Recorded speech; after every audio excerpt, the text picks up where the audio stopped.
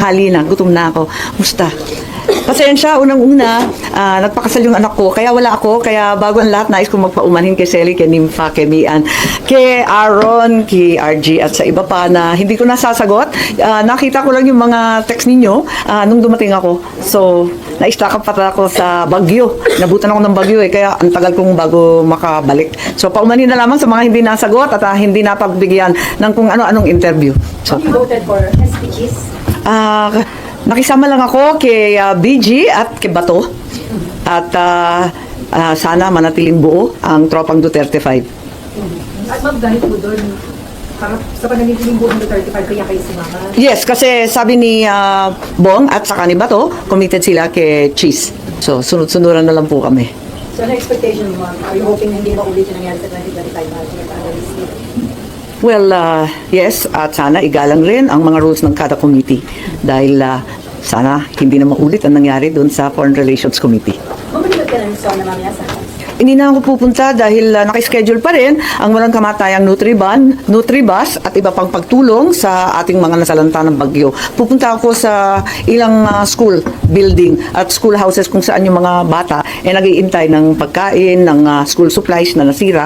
Pupunta na lamang ako doon. Nakaschedule kasi yun eh. Tuloy-tuloy po kami nag-umpisa nung nauna doon sa Bagyong Crising. Pero saan po inaasahan nyo sa Sona? Well, para sa akin, tama na yung magagarang damit at fashion show, tama na yung mahaba at pagarbong mga seremonya, tama na yung mga motherhood statements at ang walang katapusang mga datos na hindi naman nararamdaman sa ibaba. Gawa na lang tayo ng to-do list, ng lista ng gagawin sa mga susunod na taon. Simpleng-simple lamang ang pagkain. Ito nga, ang flood control na trilyon na ang nawawala at nalunod sa baha. At ang kalusugan at edukasyon ng kada Pilipino. Gawa na lang tayo ng homework list. Doon na lang tayo. Sana ganun na lang kasimple. Ma'am, hindi kayo attend pero makikinig kayo. Siguro. Oo.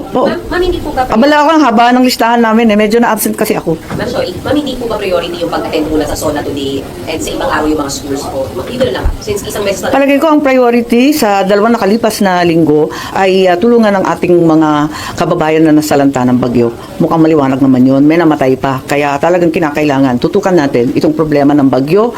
Kumbaga, ito na nga ang new normal. Gawa natin ng paraan. Long term, medium term, short term. Dahil hanggang ngayon, wala pa naman ako nakikitang maayos na plano. as the president's sister, don't you think mahalaga na makita niya kayo doon? Marinig niyo personally yung kanya sasabihin po?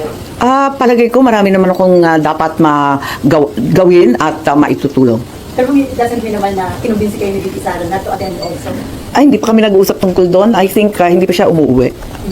Ma'am, Itutuloy ko sa Senado sa aking ikalawang termino ang aking sinabi nung kampanya. Taguyod ang itim, ipaglaban ng tama, itama ang mali. Naka-leather ako kasi umuulan. Ma'am, sa impeachment lang, Po. paano po bang mangyayari? Tingin niyo wala ng trial dahil doon sa SC decision po? Para sa akin, napakaliwanag, galangin natin ang Korte Suprema at isang tabi ang politika. Total politika naman talaga ang impeachment at ang mas mahalaga ngayon ay magtrabaho. So no need na mabotohan pa yung Senate kung susundin o hindi yung SC ruling, ma'am? Hindi ko alam kung ano ang nais ng nakararami sa Senado. Hindi pa kami nagtitipon-tipon. Sa wakas, makakaukus yata kami bukas. Natawa naman ako. First time. Something new and completely different. Biro lang. Ma'am, going back to Sona, so walang halaga na sa inyo yung sasabihin ng Pangulo later on? Wala naman akong sinasabing ganun. But if, Makikinig tayo. Ang akin lamang, sana ang simpleng listahan ng dapat gagawin ang dapat ipalabas. Have you spoken to VP Sara about yung nangyaring SC decision? Nagkausap na po kayo ng VP Sara? Does she welcome it?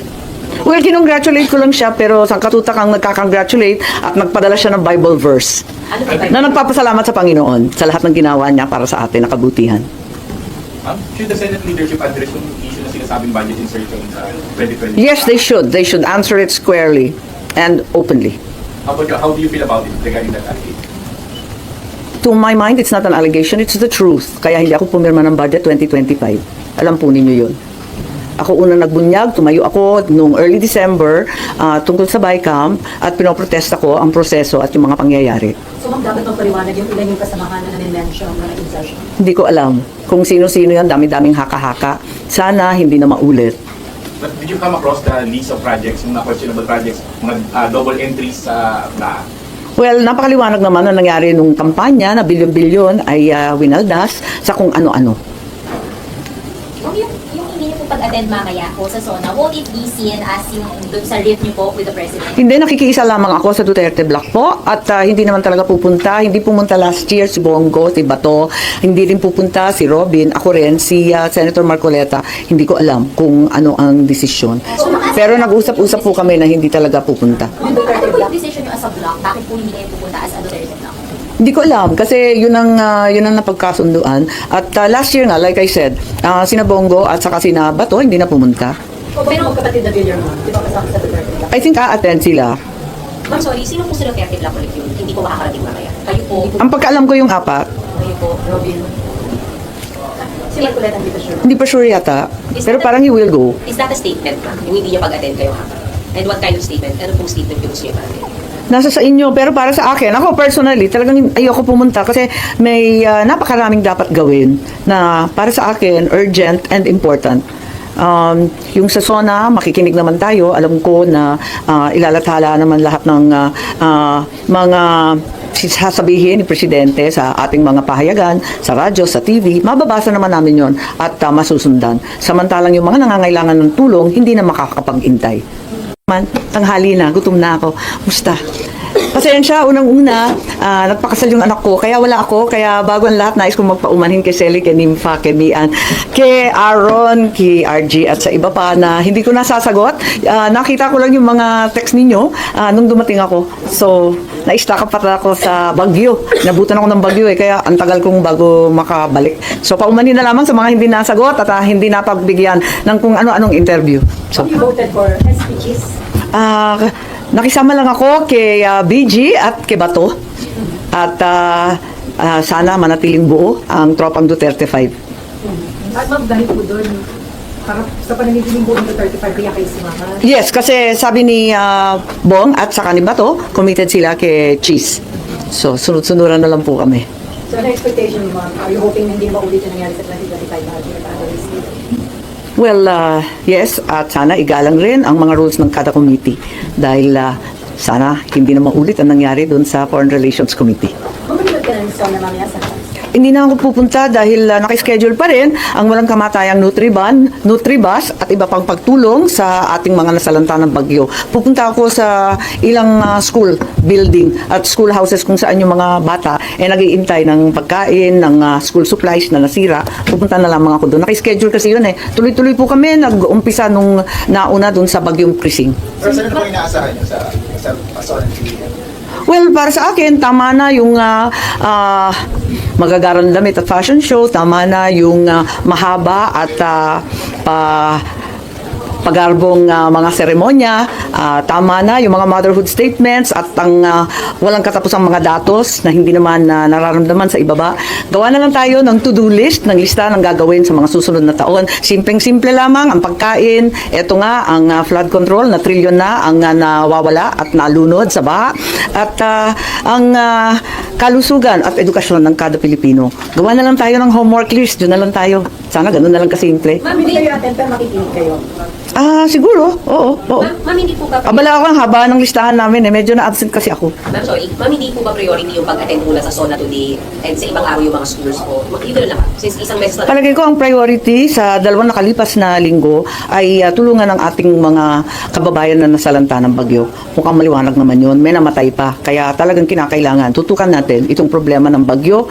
Kumbaga, ito na nga ang new normal. Gawan natin ng paraan. Long term, medium term, short term. Dahil hanggang ngayon, wala pa naman ako nakikitang maayos na plano. as the President's sister, don't you think halaga na makita niya kayo doon? Marinig niyo personally yung kanyang sabihin po?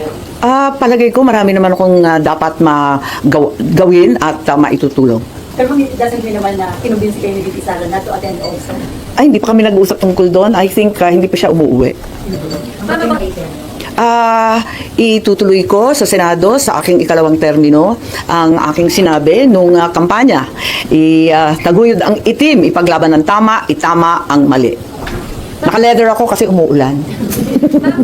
Ma'am, yung sa impeachment lang, paano po bang mangyayari? Tingin niyo wala ng trial dahil doon sa SC decision po? Para sa akin, napakaliwanag. Galangin natin ang Korte Suprema at isang tabi ang politika. Total politika naman talaga ang impeachment. At ang mas mahalaga ngayon ay magtrabaho. So no need na mabotohan pa yung Senate kung susundin or hindi yung SC ruling ba? Hindi ko alam kung ano ang nais ng nakararami sa Senado. Hindi pa kami nagtitipon-tipon. Sa wakas, magkakaukos yata kami bukas. Natawa naman ako.